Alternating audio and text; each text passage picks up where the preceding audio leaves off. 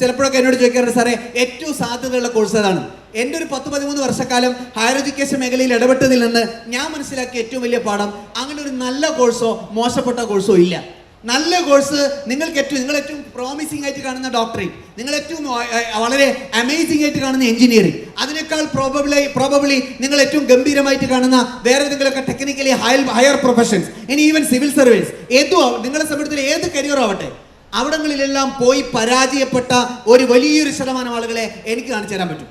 ആ കരിയറിൽ എത്തിയിട്ടും ലൈഫിൽ സക്സസ് ആവാത്തവർ, അത് കഴിഞ്ഞിട്ടും സാറ്റിസ്ഫൈഡ് അല്ലാത്തവർ, അവിടെ എത്തിയിട്ടും നല്ല സാലറിയുള്ള ജോലി ഇല്ലാത്തവർ, അത്തരത്തിലുള്ള ഒരു ഹയർ പൊസിഷനിൽ എത്തിയിട്ടും ജീവിതത്തിൽ സന്തോഷമില്ലാത്തവർ, ഇഷ്ടംപോലെ ആളുകൾ എനിക്ക് കാണിക്കാൻ പറ്റും.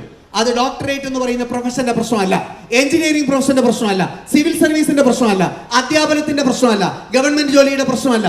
ആ പോകുന്ന മേഖലയിൽ നിങ്ങൾ ചൂസ് ചെയ്ത career, it was not your passion, നിങ്ങളുടെ ഇഷ്ടമായിരുന്നില്ല. നിങ്ങൾ കൂടുതൽ അപ്ഡേറ്റ് ചെയ്ത് പ്രോഗ്രസ് ചെയ്യുന്ന രീതിയിൽ നിങ്ങളുടെ ടൈമും എനർജിയും ഇൻവെസ്റ്റ് ചെയ്യുന്ന നിങ്ങൾക്ക് ഇഷ്ടപ്പെട്ട കരിയർ ആയിരുന്നില്ല. അങ്ങനെ ഇഷ്ടപ്പെട്ടതല്ലാത്തൊരു കരിയറിൽ നിങ്ങൾ എത്തിപ്പെട്ട് നിങ്ങൾ എത്ര വലിയ കോമ്പറ്റേറ്റീവായ കരിയർ നേടിയെടുത്താലും ശരി, നിങ്ങൾക്ക് പെർഫോം ചെയ്യാൻ കഴിയില്ല. അതുകൊണ്ടാണ് നിങ്ങൾ സാധാരണ ഡിഗ്രി എടുത്താൽ, നിങ്ങൾ സാധാരണ ഒരു കോഴ്സിന് പോയാൽ, നിങ്ങൾ സാധാരണ ഒരു പ്രോഗ്രസീവായ ഒരു സ്റ്റെപ്പ് ഹയർ എഡ്യൂക്കേഷനിൽ എടുത്താൽ, എനിത്തിങ് ഓർ എവറിത്തിങ്, നിങ്ങൾ ലൈഫിൽ ഏത് തീരുമാനിച്ചാലും that will make you to next level, യാതൊരു സംശയമില്ല.